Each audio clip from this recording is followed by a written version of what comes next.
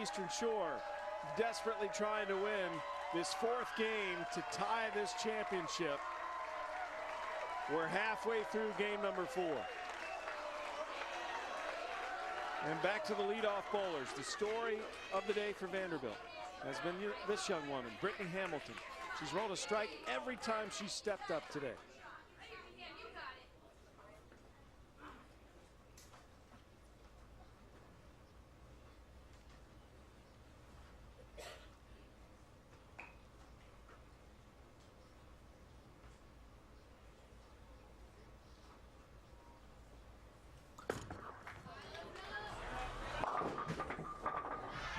Just misses, going 8 for 8. I'm not sure I believe my eyes. What just happened? No strike for Hamilton for the first time today. That's impossible. All right, well, she just misses a hair to the right, and again, a nice break. That ball coming up late, leaving a 2-pin, but what a great run. 7 straight strikes for her. We have a great match going on right now.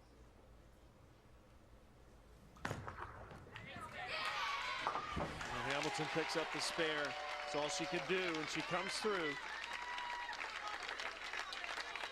11 pins separates these two teams. Vanderbilt with a 2-1 lead. UMES looking to tie things up with a win here in game 4. Tania Falbo, the player that Coach Brummel put in instead of Villas. Here's Maryland Eastern Shore season recap.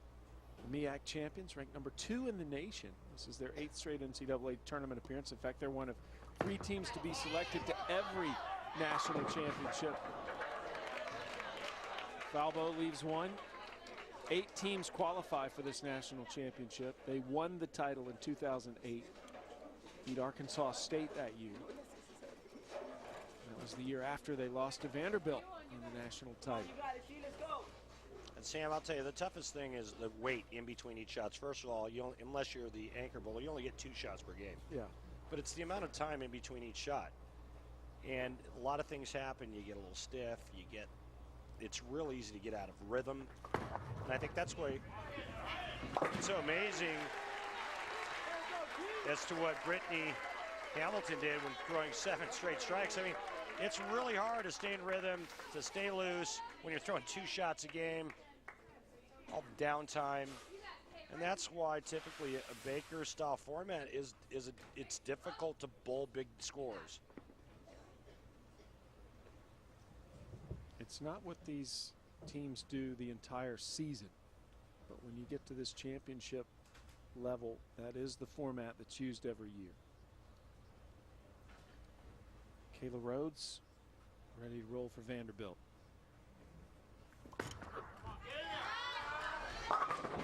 Oh, man. Great shot, only to leave a stone 7. Rhodes, a senior, she'll be graduating next month, going to nursing school.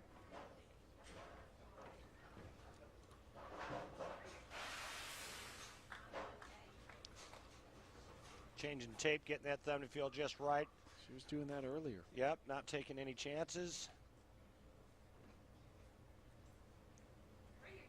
Taping up her spare ball.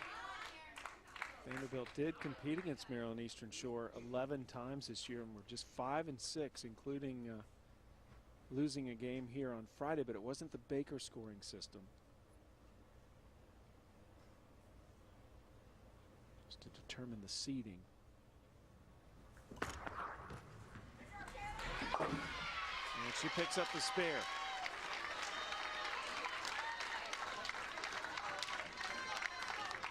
Vanderbilt still within striking distance. But we're getting deeper and deeper into this 4th game.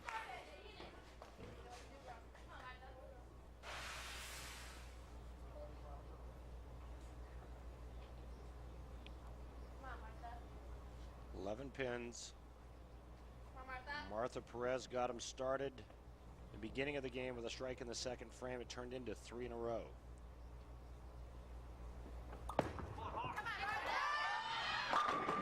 Another. That's solid. Real solid, Sam. That's just really good quality shot from Martha Perez. The senior from Colombia, the first of the South Americans to come into this program. No open frames today for Perez. And getting it going with 2 strikes here in this 4th game.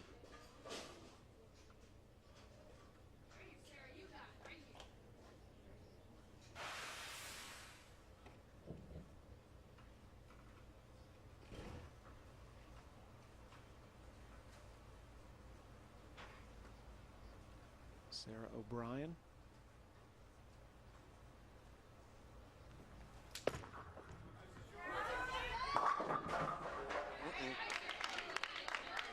Already trailing by 11. Now it goes to 13 if she converts the 310. If not, it'll be a 24-pin deficit with an open frame. Getting some instruction there from Josie Ernest, who was on this team last year as a bowler.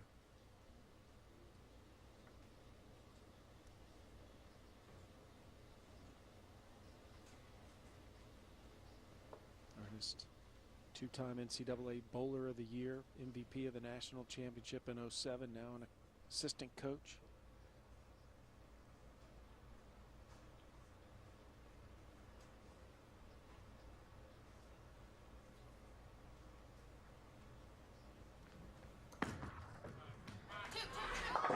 I love that focus O'Brien was showing before she rolled. And that's just a great spare conversion, keeps her team in it. This is exactly how you draw it up. Get the bowling ball to hit both pins. They still have 225 max score. UMES can shoot 258. Come down to the 9th and 10th frame and see what Angie Ramirez has up her sleeve. She's struggled as of late.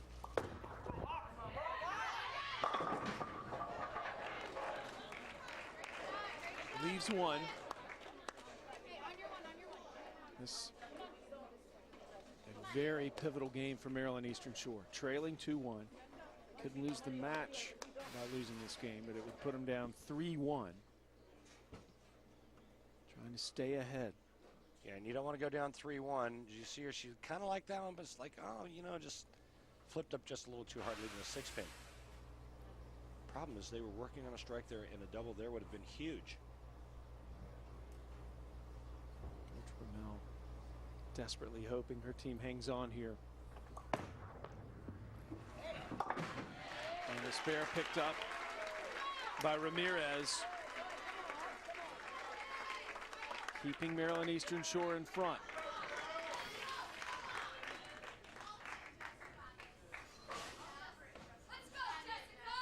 Still doesn't look happy. Ernest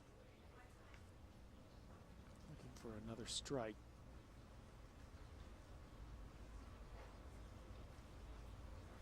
She and the anchor, Sam Hesley, they're having an extended discussion and looking at the conditions of the lane there.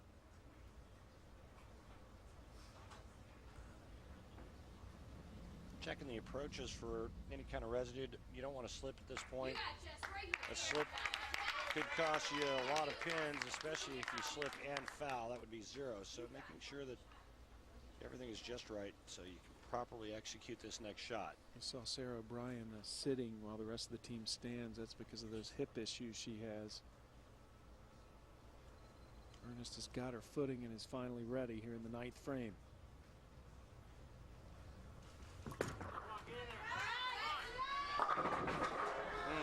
Just won't go down. Well, if she converts here, the best Vandy can shoot now is 214. UMES is already at a 218 pace, meaning if UMES were to go strike, spare, strike the remainder of the game, they would basically shut out Vanderbilt and tie this match back up 2 games apiece.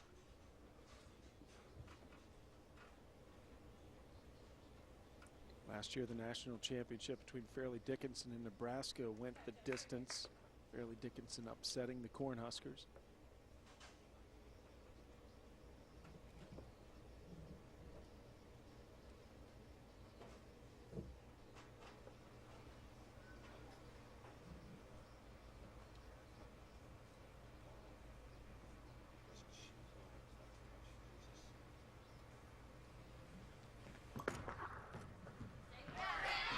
Got it.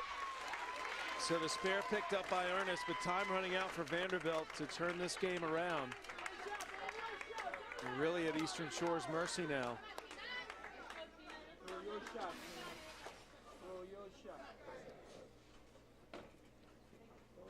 Remember, anytime you shoot a single pin spare, straighter is greater.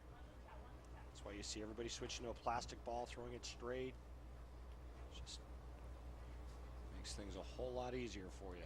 Christina Fromm, a great championship match so far. And she continues it with her 6th strike of the day. And if she did lose her footing, it didn't hurt her.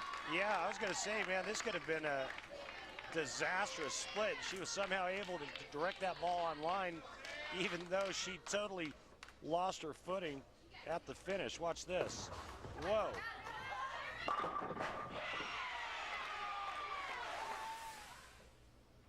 Very reluctant after that one. That could have been trouble there. Anchor Hesley bowling for Vanderbilt, strikes. This is the final frame of this 4th game. One more strike here, and she will force UMES and anchor bowler Maria Rodriguez to mark in the 10th frame. If she does not strike here, Maria Rodriguez would just need good count, not even a mark. 2 more would give Vanderbilt 214. University of Maryland Eastern Shore going at a 218 pace.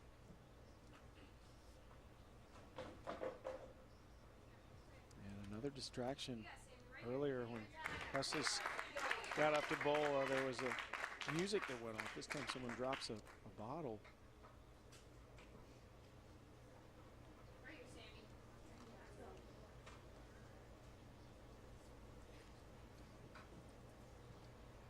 Big shot here for Hesley.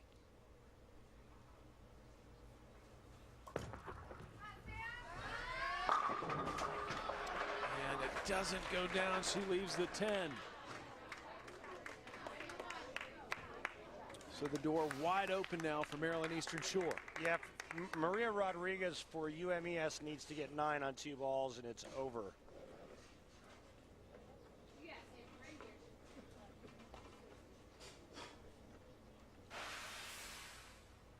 Hesley with 1 more to roll here. And picks up the spare, but it doesn't change the situation for Vanderbilt. So Rodriguez looking to wrap this 4th game up and even this championship match.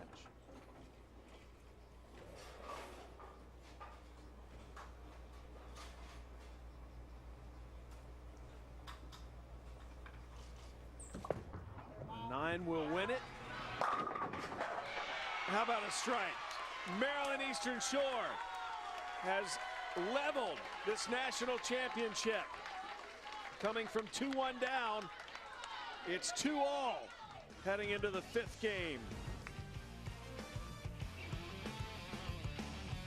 The crucial 6th game coming up here at the NCAA Bowling Championship.